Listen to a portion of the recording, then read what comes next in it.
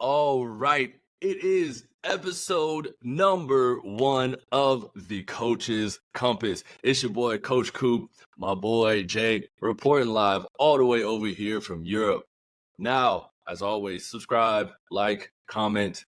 We want to first start off this thing by saying thank you to everybody that voted to help us figure out what we wanted to call this podcast, the Coach's Compass. Each and every one of you guys voted on that one, and that was the one that won. Now the logo with the line and the barbell was another thing that you guys voted on. So thank you guys so much for interacting and voting on Instagram what you guys thought we should call this and what the logo should be. Now, it's always a big question, when you see these new podcasts pop up. Why do we start this? So for us, I guess I just bopped the question over to you, Jay. Like, why do we want to start this? I think we're basically reading on both sides where I think obviously like building opportunities and platforms just for strength coaches in Europe. Just I feel like it does get very different from America with regards to how we operate and just the environment. To bring through knowledge, opportunities, and highlight, the field of strength and conditioning in Europe. Right, because the field over here is a lot different than what we're used to in the States, especially when it comes to American football, but all sports in general. When we talk about the little things of speed, strength, conditioning, getting people bigger, faster, stronger, it's a different world over here just because of sometimes the equipment that we use over here is completely different than what we have access to in the States. So we thought that it would be a good chance to give our coaches a platform to speak, share, and engage with one another, and also have a potential of, maybe reaching a new market that they haven't tapped into yet and showing, the pathway it was that they took to navigate to get to the position they're in. Because you got a person like yourself that's been with a program for 8 years. 8 years, right? Something that is unheard of for a lot of imports over here in Europe. You've been with the Fehervar and Throners for 8 years, 8th season. You're now a Hungarian national citizen. You play for the Hungarian national team. And you've seen the Enthroners since day one of stepping over here.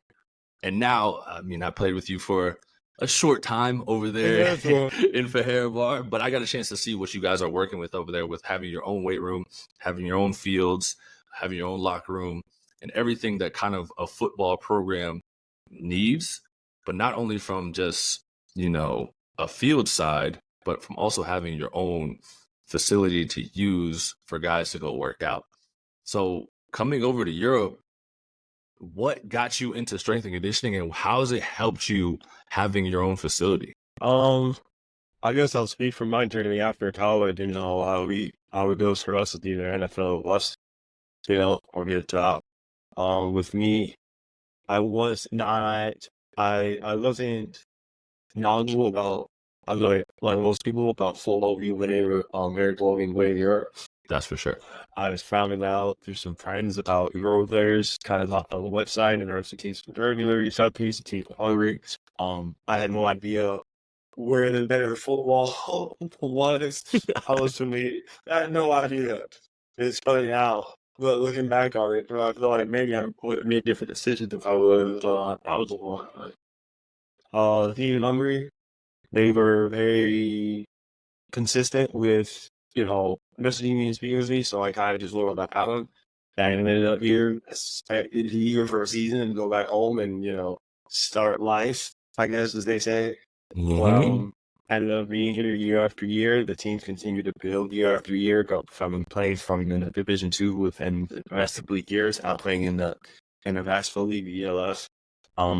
My first 5 years, there was no weight room. There was one field. Now we have a gym. We have 2 separate fields. We have the overhang for our home field. We have a futsal field on the side just to kind of play around with. We have two full locker rooms. They're really going to put us on this balance on just a lot of development from day one to now. Having every year just development. They wanted a strength coach. I think it was my 3rd or 4th year. He made some connections to try and get Anders Sturz. Anders Sturz with me for the weight room and kind of laid out the bill for what he wanted the weight room to look like. Especially what he kind of, team sport team sport, strength and conditioning isn't really big. You know, Right. even with the sports that they have, they're lifting that. I mean, the stuff I have over handball, they have their own gym, and they, especially here in this city, they have they usually rent out another community gym. The basketball team I've seen earlier, it was like a plaza. They did all the like they're not really big outside of conditioning, and that's a hospital team that is, you know, one of the better teams in Hungary. You know, they just really don't care too much for some conditioning. They have the budget to probably compete up. You know, great ass facility. Same thing goes for the soccer team here. Very great soccer team. You know, a lot of they have one rack and a bunch of cables. One rack and a bunch of cables. I'm not here I'm not going to say anything about that. But yeah, so you know, we come from an environment where, you know, we're laying off our facilities for team sports, and he kind of laid out what the change should look like with the limitations that they gave him for space. We have three full hanger strength racks, 3 GHRs, 3 lat pull down, the full dumbbell rack from like 2.5 to 50. But Sheesh. yeah, you know, which is, you know, not easy to come by here, especially with regard to hammer strength. No, Hammer Strength is probably one of the leaders in, team gym equipment. And being 100%. able to have that for your own facility and being able to have access to that every single day since year 3. And you had a head of strength and conditioning coach there before, but now you're the head of strength and conditioning for the whole organization. You know, the whole club And I want to give a is shout out. I want to give a shout out to my little Nick fan, because he wasn't still my mentor with regards to strength and conditioning. He was a strength and conditioning coach before I even got here. Kind of taught me honestly everything I know with regards to my philosophy, you know, how I program, and you know, where my mind goes with regards to the implementation of things and the sports performance side of things. So shout out to Nick Fam for kind of laying the foundation for you, but also giving you the platform and the place to work with, because it's not very often that you get a guy and Nick's from the States, I'm guessing. Exactly. Yeah. Yeah. And Nick's from the States comes in and gets the opportunity to fully build a layout of a gym for a whole club. Like that's pretty much unheard of. I'm not gonna lie, I haven't heard that much here in Europe, to where a team just allows you to come in and show what the layout of the whole place should be, and allowing you to go out and get Hammer Strength to come in and give you guys all the equipment to have things that are stuff that we use on a daily basis, like having 3 full racks, having the GHRs, plenty of dumbbells, lat pull down machines, and you guys also have turf in there. Yeah. Right? Like that's something that you don't always see and hear of, unless there's clubs that, give you a gym membership that you can go there and work out at. But you guys have the full access for it yourself. Like you don't have to worry about swiping your card to get in or anything. Like everybody's got the key and all that stuff, and you're giving out all the programs. And then starting out under Nick Pham, how long did it take you before you kind of branched away and not branched away, but you were in charge? It was kind of like a moment. It was very, I would say, it was very quick. It was very sudden with how he left. He had an opportunity to coach a basketball academy in China, very big basketball academy in China, and it was just an opportunity that I could even pass up. So he taught me everything that I knew up to the point. I was not 10 where I was now. Absolutely nowhere near, right? He kind of told me that, I'll leave the programs and kind of help you out. Usually when he left, it was kind of like we're transitioning in off season. So he had kind of already had like a few phases lined out. What I kind of did was, as I was still figuring it out, I was kind of just like, regurgitating everything he had left. Kind of still texting like, hey, what do you think of this? He had another super pretty much this. I was like, what do you think of this? Like, what do you think of your shit? Well, what do you think of this? And he kind of slowly just started like to let go. And how he is as a mentor, just as a teacher, he was never the type to give me answers. He would also ask me questions. So, to get that, see what my train of thought was, and to kind of ask myself, which I think really helped me with regards to strength and conditioning. And I feel like that's very big in mentorship, where it's just like instead of giving somebody the answers, but allowing them to build their own chain of thought. I feel like is huge.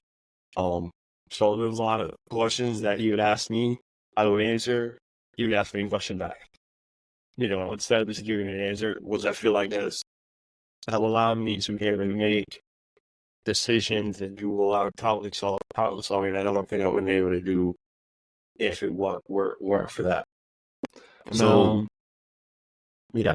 so alongside that, like, you're still playing currently, and on top of that, now you became the head of strength and conditioning for the club. What was the transition like? But also, what got you interested to even want to do that? I think by proxy, like a lot of us that go into strength and conditioning, like everybody, you're lifting. We're all lifting. We all kind of enjoy the lift. You have to enjoy it, right? So, when I was in college, I was kind of diving into sports, sports science or exercise science. And I was always saying, I had really good relationships with my strength and conditioning coaches. Always hanging out with strength and conditioning coaches after lift. I would always be hanging out with them to set it up with them. They were very helpful with me with my transition from after college to trying to get into the CFL and then NFL. And how it works in college, where it's like once your season's over as a senior, it's like they have no duty to you anymore. Oh no, it's like you're done. Yeah. Exactly, you're gone. You're lucky. I mean, you're lucky if your strength coach is nice and wants to help you out with combat preparation and etc. Right. So I had great strength conditioning coaches that also wanted to help me out, and they gave me a lot of programs. While I wasn't particularly interested in it yet. I didn't have that. I didn't have a particular passion for it yet. But as I mentored under Nick and kind of started doing it more, I just developed a bigger passion for it, and I started my transition then from, I think I still had that. I had a bigger passion for American football, American football, than I did for making a career out of strength and conditioning. And that's my career to continue that I got older, my passion for strength and conditioning. My passion for American football is gone down. Actually, yeah, that's where it goes to that. Yeah, I know, because I mean, all of us athletes have been in the weight rooms, right? And somehow or some way, somebody gets into what we'll just say the fitness world, not just strength and conditioning, but personal training, group fitness, and all that stuff. There is a difference between group fitness, personal training, and actually going into strength and conditioning. Because not only strength and conditioning are you dealing with an individual, but you got to deal with a whole team. So there's a whole different side in knowing how to program for a full team instead of just, program for an individual or just trying to get people to sweat in the group fitness class, right? So being able to learn all that stuff across the board. Because I know for me, kind of getting into, we'll say, the sports performance world, because I wouldn't say that I solely love strength and conditioning. I love more of, specifics in speed, because coming from a state that is solely built on speed, coming from Florida, the fastest state out there. I'll go ahead and put that one on the market for you. Everybody's always so fascinated with it, and I don't think I fully dived into the sports performance strength and conditioning world until my first year in Europe, actually. Because I had my short time in the NFL, got cut a couple times from the CFL. I was back home in Charlotte, from Florida, but I was in Charlotte when I graduated from there, and kind of went back and started, training the general population. But that first time there, I started a company with some friends called QC Works, trained our first athlete for his pro day, which was one of our college teammates. What I did then is not what I do now. You know what I mean? Because there's so much stuff that I had to learn, because all I was trying to do was whatever I did for my NFL Pro Day Combine with Matt Gates down at what it was as Fit Speed, and now XPE. I try to replicate that. But I didn't have the same access to the same things that they have down there with the speed gates, with the shred mill, and then the ODMs, the pulleys, all this stuff that they had down there. didn't have access to it, but try to make the best out of what we had. Yeah. So then from there, kind of did that with one of my teammates, and we dropped his times a little bit, not as much as I would have loved. Didn't get an opportunity to play in the NFL. Was that our fault? I don't know. Wish I could have done more. Came over to Europe my first year, that like you, had no clue that football was being played over here, which is actually really funny because one of my high school teammates was from Denmark, ended up playing 2 seasons, I think, with me in the States. I was a senior. He was a sophomore.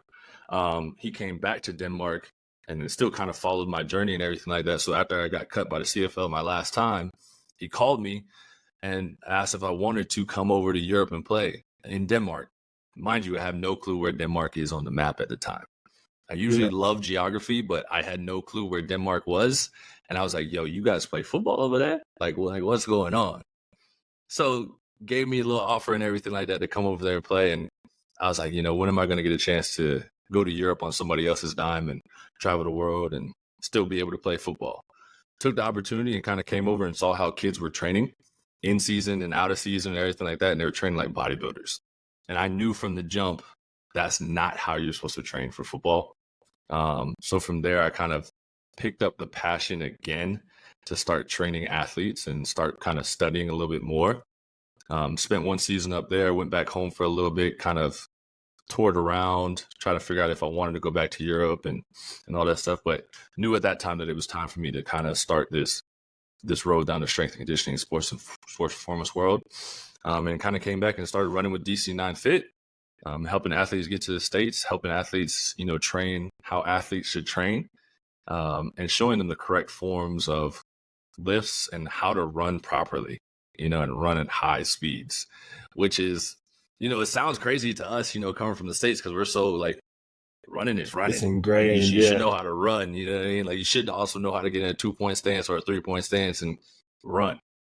Not everybody knows that, guys. Like, it's different over here. So seeing that stuff was really got me excited to be over here, because I feel like like we have such a specialized niche field to be in that kids need our help. And it's not only just kids, it's also the adults, right? Because a lot of guys go into their seasons and they might not even be prepared for it, not knowing that the injuries that can come from not being in shape or in condition or being strong enough to endure the hits that we take and give, so I think that's what was so important about getting over here and also starting this, because there's a lot of coaches out there. Like, there are a lot of coaches. Like, I honestly didn't know how many of us there are over here until we started this, and we started looking for coaches that we wanted to come on and interview, which we got a crazy lineup of coaches that are coming on that we're going to interview. But there's a lot, and there's a lot that are specializing in certain fields. Like, some guys are really good at, the strength side. Some guys are really good at conditioning side. Some guys are really good at the speed side. Some guys are mixing it all together and finding a way to put it together. And like, I think that's what's so cool, because, we're having the opportunity to talk to guys that, we may not have ever talked to, because that's just our world. It's like football, like, we get into it. We're really good at what we do, but we like, we're not going to talk to anybody else. It's like, how guys are when you go to the grocery store and like, you want to find something, but you ain't going to ask for no help. Like, you gonna keep looking through the grocery store until, well, shoot, I ain't gonna find it, so I'm just gonna go. Right? It's the same thing in the strength and conditioning world. Like, we feel like, we're just gonna bop on YouTube. If we don't find it, we'll figure out a way to get it. But now we have this platform to where we all can share the knowledge and the advice and how to navigate through to get into American football, how to get into rugby, how to get into combat sports, how to get into soccer, because there's so many different avenues that also need our help, right? Like you said, like the soccer club and the basketball club, like, don't put a huge emphasis on strength conditioning, but how much has that ever saved an athlete from enduring an injury, coming back from an injury, or just being a better athlete in general? So that's what I'm super excited about for this podcast, because, like I said, we got some coaches like, and we'll drop some names, Sam Portland out of the UK, Rory Lynn out of the UK. We got Chris Moore out of Germany. We got a couple guests, some special ones from the United States too, coming on, that have worked with some crazy athletes, like some guys that have come on and gone to like gone to the combine and had guys that run like 4.2s, 4.3s, 4.4s. Like, and we're not talking about you pull out your iPhone and your daddy's standing about 10 yards back and he hit stop because he thought you passed the line and gave you a 4.4.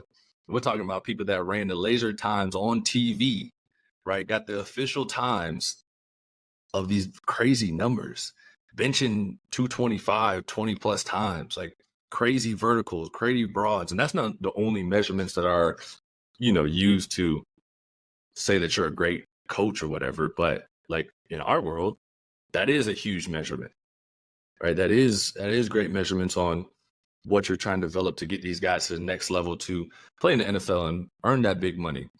But there's also some other measurements in there that we're going to talk about with some of these coaches and some of the games that they've come up with and then just ways that they've used, what they've had access to be able to make their athletes better athletes. And that's what I think I'm most excited about is just the stories that you guys are going to hear and the stories that I think and the opportunities for people to reach out to one another. Because like I said, I didn't know a lot of these guys, right? But now we're getting connections and having opportunities to see what they're doing at their own facilities and how they've gotten to where they've gotten to. Who are you probably like most excited to kind of reach out to, get on here and have some of our listeners hear about? Very interested in honestly all of them. Honestly, like from Sam Portland was his side, and then we had a pretty good background with regards to who he's worked with in his past. Rory Lynn, I think both of us I'm not very familiar with combat sports and what it takes to improve the performance of a combat sport athlete. And Chris Moore is very very well known in Europe. I think very well known in Europe, and he's also very on my sports side. He has a very interesting history and past that I'd like to hear more about, and his history here in Europe and training athletes, and his fall throughs and his pitfalls and things that he's succeeding in. We have a really interesting lineup with him here. Yeah, because I think there's a lot of people out there that are ready for this knowledge and want to learn a lot more. Because not only for coaches, but for athletes, like we said, I know for sure for me, I'm on the back end of my career. Not even at the back end. I am on my last year of my career of playing football, right? So a lot of guys don't. So it's different here compared to in the States where there's not so much, like you said, NFL or bust, right? I was very much a guy like that. I was like NFL, CFL, or like, I don't know what's going to happen next. But there are avenues that you can go down for afterwards or after football. And you can start planning that now. You can start working towards it. You started working on it year 3, year 4, right? I started working on it after year 2, and it's just about building up that network, building out a connection. And the more you can learn now, the more experience you can get now, I guarantee you guys, the better off you're going to be. Because I know for myself, like I said earlier, the stuff I did 5, 6, 7 years ago is not the same stuff I do now, right? Yeah. It's not to say what I was doing then was bad. It's just I've had to find a way to make it better, right? And as athletes, right, you always want to get better. It's the same thing for us coaches. Like we're always trying to figure out the next way, or not even the next way, a way to make what we do even better for our athletes and make sure that they're always going out there and performing at their best level every time they step on the field. Because at the end of the day, that's what it's all about.